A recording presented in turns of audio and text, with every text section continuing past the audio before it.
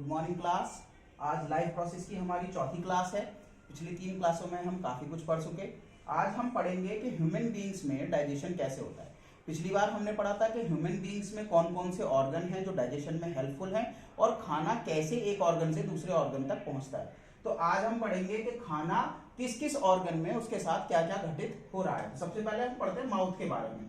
Mouth में हमें पता है सबसे पहले टंग, टीथ और सैलिवरी ग्लैंड्स, ये 3 चीजें हमारे माउथ में प्रेजेंट होती हैं। इन 3 चीजों में तीनों का अपना अलग अलग काम है। जैसे टंग का काम है टेस्ट बताना। हमने टंग के टेस्ट बर्ड्स के बारे में पढ़ा था कि कौन कौन सी टेस्ट बर्ड कहाँ पे मौजूद है। तो हमारे भोजन कैसा है उसके विषय में हमें टंग बताती है। दूसरा क्लीनिंग ऑफ टीथ, आपने देखा होगा जैसे ही हम कुछ खाते हैं अगर वो दांतों में कहीं भी चिपका रह जाए तो जीभ पूरा टाइम उसे साफ करने में ही बिता देती है और जब तक वो साफ ना हो जाए तब तक वहीं लगी रहती है। तो इट मींस टंग का काम क्लीनिंग ऑफ टीथ भी है। तीसरा मिक्सिंग ऑफ फूड, जो फूड है उसके अंदर सलाइवा को मिक्स करने का काम भी टंग का होता है। टीथ टोटल 32 इन नंबर्स होते हैं और अगर हम बात करें इन्फेंट्स में, बच्चों में, तो 20 इन नंबर्स होते हैं इन्फेंट्स के अंदर। यानी कि वो बच्चे जो 5 साल से कम उम्र के होते हैं उनमें 20 दांत होते हैं। ये टूट जाते हैं, उसके बाद नए दांत आते हैं। वो टोटल 32 इन नंबर होते हैं। इनका काम क्या है? च्यूइंग ऑफ फूड, अर्थात भोजन को चबाना, काटना, पीसना, ये सारे काम दांतों का है। दूसरी बात, जीभ को और अन्य ऑर्गन्स को सिक्योरिटी प्रोवाइड करना जिससे कि इन्हें कोई चोट ना लगे। तीसरे हैं हमारे सैलिवरी ग्लैंड्स। सैलिवरी ग्लैंड्स का काम क्या है? सैलिवरी ग्लैंड्स का काम है कि सबसे पहले तो ये कि सैलिवरी ग्लैंड्स सलाइवा सिक्रीट करते हैं और वो सलाइवा कंटेन करता है सैलिवरी अमाइलेज और टाइलिन। दूसरा काम, ये फूड को सॉफ्ट बनाते हैं। और तीसरा काम, कार्बोहाइड्रेट का डाइजेशन। जो सैलिवरी अमाइलेज है जिसके पास टाइलिन नामक एंजाइम है, ये एंजाइम कार्बोहाइड्रेट को ग्लूकोज में तोड़ देता है। हमने पढ़ा था कि डाइजेशन का मतलब ही क्या है कि break down of large molecules into smaller molecules. तो कार्बोहाइड्रेट जो कि लार्ज मॉलिक्यूल है फूड का, वो टूट जाता है ग्लूकोज के छोटे छोटे मॉलिक्यूल्स में। उसके बाद खाना माउथ से पहुंचता है स्टोमक में। ईसोफेगस के जरिए खाना माउथ से स्टोमक में पहुंचता है। स्टोमक में मौजूद होते हैं गैस्ट्रिक ग्लैंड। हमारा जो स्टोमक है उसकी दोनों लाइनिंग में गैस्ट्रिक ग्लैंड मौजूद होते हैं और ये गैस्ट्रिक ग्लैंड छोड़ते हैं गैस्ट्रिक जूस।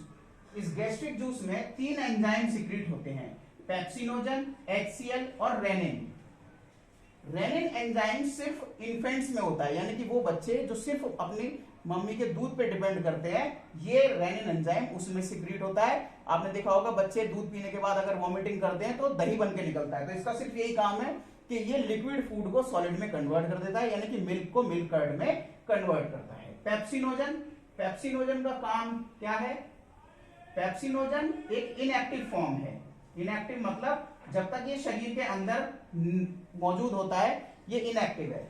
जैसे ही गैस्ट्रिक जूस में HCl भी सिक्रीट होता है, ये पेप्सिनोजन कन्वर्ट होता है पेप्सिन में। पेप्सिनोजन कन्वर्ट हो जाएगा पेप्सिन में और प्रोटीन का डाइजेशन स्टार्ट हो जाता है। तो प्रोटीन जो कि एक लार्ज मॉलिक्यूल है वो पेप्सिन की प्रेजेंस में अमीनो एसिड्स में टूट जाता है और बाद में अमीनो एसिड्स बॉडी में एब्जॉर्ब हो जाता है। ऐसे ही HCl के भी फंक्शन होते हैं। HCl का बहुत इंपॉर्टेंट रोल है हमारी बॉडी में।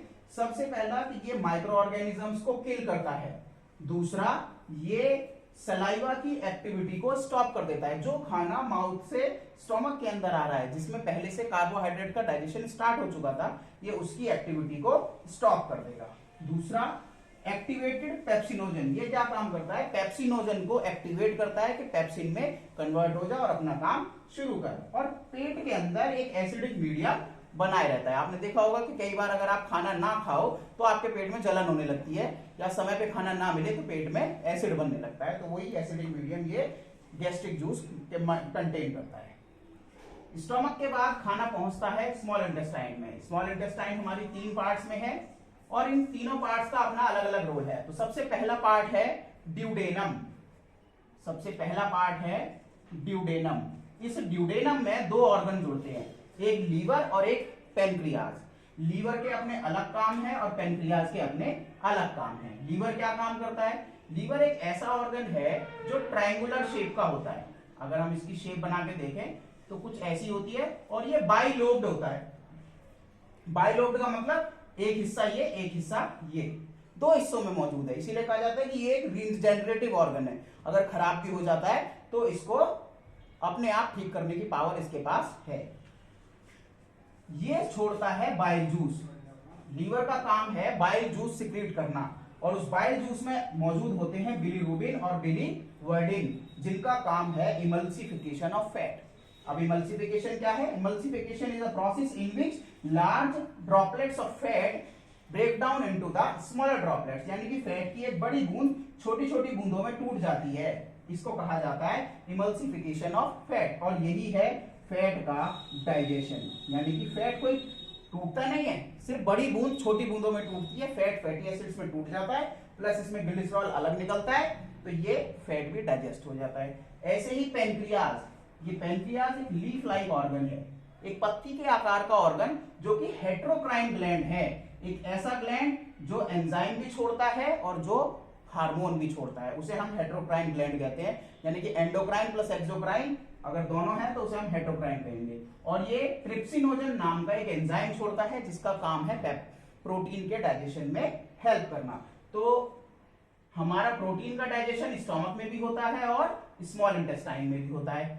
ये दोनों काम हमारे चलते रहते हैं। तो स्मॉल इंटेस्टाइन में फूड का कंप्लीट डाइजेशन हो जाता है, जो माउथ से होता है कार्बोहाइड्रेट का, फिर प्रोटीन का, फिर फैट का। हमारे फूड में यही तीन चीजें मेन थी, इन तीनों का डाइजेशन स्मॉल इंटेस्टाइन में आके हो जाता है। स्मॉल इंटेस्टाइन में ही मौजूद होती हैं माइक्रोविलाई, यानी कि फिंगर लाइक प्रोजेक्शंस, ऐसे उंगली के आकार की कुछ आकृतियां जो कि स्मॉल इंटेस्टाइन के अंदर चिपकी हुई होती है, उसकी स्किन में जुड़ी हुई होती है। जिनका काम क्या है? इनका काम होता है सरफेस एरिया को बढ़ाना। अर्थात आप देखोगे कि अगर एक ऐसी सरफेस हो तो यहां से कम एब्जॉर्ब होगा, लेकिन यही सरफेस अगर ऐसे हो तो यहां से लेके ये पूरी चीजें फूड को एब्जॉर्ब करने का काम करेंगी। तो विलाई का काम क्या है? एक तो सरफेस एरिया बढ़ाना इंटेस्टाइन की, और दूसरा डाइजेस्टेड फूड को एब्जॉर्ब करना, जो स्मॉलर पार्टिकल्स थे उनको एब्जॉर्ब करना। स्मॉल इंटेस्टाइन के बाद खाना पहुंचता है लार्ज इंटेस्टाइन में, जहां पे रेस्ट फूड, जो बचा हुआ खाना बच गया है, उसमें से जो इंपॉर्टेंट चीजें हैं उन्हें एब्जॉर्ब करना, वाटर का एब्जॉर्प्शन करना, ये दो काम लार्ज इंटेस्टाइन के होते हैं। और फूड, अनडाइजेस्टेड फूड को थोड़ा बहुत स्टोर करने का काम भी ये करती है। लार्ज इंटेस्टाइन से खाना पहुंचता है रेक्टम में, जहां पे अनडाइजेस्टेड फूड स्टोर होता है।